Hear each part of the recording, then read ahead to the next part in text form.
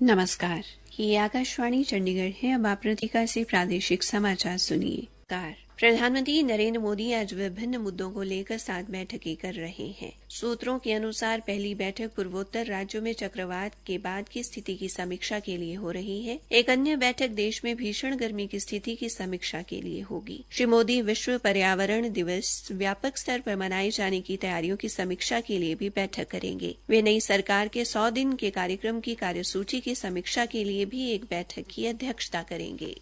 कांग्रेस ने लोकसभा चुनाव के बारे में कई प्राइवेट टीवी चैनल और अन्य एजेंसियों के एग्जिट पोल के आंकड़े खारिज कर दिए हैं। कांग्रेस के वरिष्ठ नेता जयराम रमेश ने कहा कि एग्जिट पोल पूरी तरह फर्जी है। उन्होंने दोहराया कि इंडी गठबंधन को 295 सीट मिलेंगी। श्री जयराम ने कहा कि सभी दलों के नेता राज्यवार विश्लेषण के बाद इस निष्कर्ष पर पहुंचे हैं कि गठबंधन को 295 सीट मिलेंगी।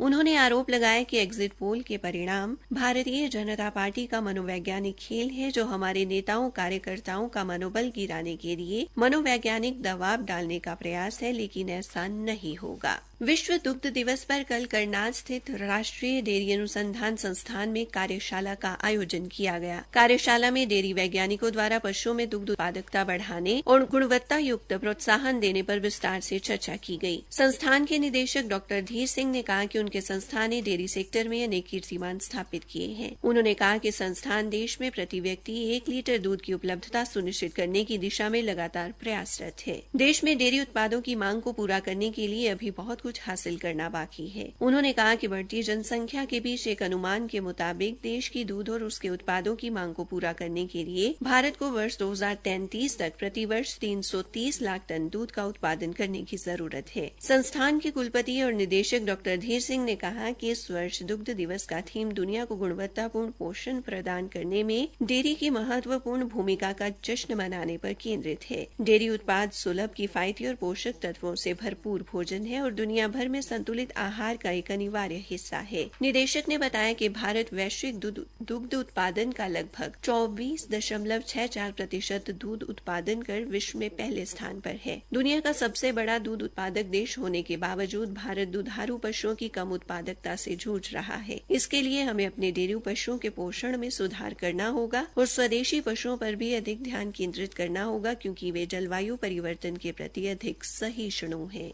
आज सुबह लगभग 4 बजे साधुगढ़ और सरहिंद रेलवे स्टेशन के बीच माल ढुलाई को समर्पित गलियारे वाले ट्रैक पर चलने वाली 2 मालगाड़ियां पटरी से उतर गईं, जिससे साथ लगती रेलवे लाइन पर आवाजाही में विघ्न उत्पन्न हो गया। अंबाला रेल मंडल के वरिष्ठ मंडल वाणिज्यिक प्रबंधक नवीन कुमार ने अंबाला में पत्रकारों को बताया कि हादसे में अभी तक किसी जानी नुकसान की कोई सूचना नहीं है। उन्होंने बताया कि इस कारण Kolkata Amritsar summer special express के चलने में देरी हुई। यात्रा गाड़ी से एक SLR को अलग करने के बाद रेलगाड़ी को राजपुरा धुरी लुधियाना रेल मार्ग से भेजा गया। अन्य रेलगाड़ियों को राजपुरा पटियाला और धुरी स्टेशन की तरफ से भेजा गया है, जबकि कुछ अन्य रेलगाड़ियों को चंडीगढ़ के रास्ते भेजा गया है। उन्होंने कहा कि रेल संचालन के लिए रेल लाइन के पुनः स्थापन का काम जारी है और जल्द ही रेलगाड़ियों का सामान्य परिचालन बहाल होने की उम्मीद है। इंदिरा गांधी राष्ट्रीय मुक्त विश्वविद्यालय ने MA पर्यावरण अध्ययन पाठ्यक्रम शुरू किया है। विश्वविद्यालय के करनाल में प्रभारी निदेशक डॉक्टर धर्मपाल ने बताया कि इस पाठ्यक्रम का उद्देश्य एक बहुआयामी और अंत विषय दृष्टिकोण के साथ विभिन्न प्रकार की पर्यावरणीय चिंताओं के प्रति जागरूकता पैदा करना है। नई शिक्षा नीति के अनुरूप कार्यक्रम को मॉड्यूलर दृष्टिकोण के साथ पेश किया जा रहा है। अध्ययन के प्रथम वर्ष पाठ्यक्रम को पूरा करने के बाद शिक्षार्थी पर्यावरण अध्ययन में स्नातकोत्तर डिप्लोमा प्राप्त करने के पात्र होंगे। इसी के साथ ये समाचार बुलेटिन समाप्त हुआ।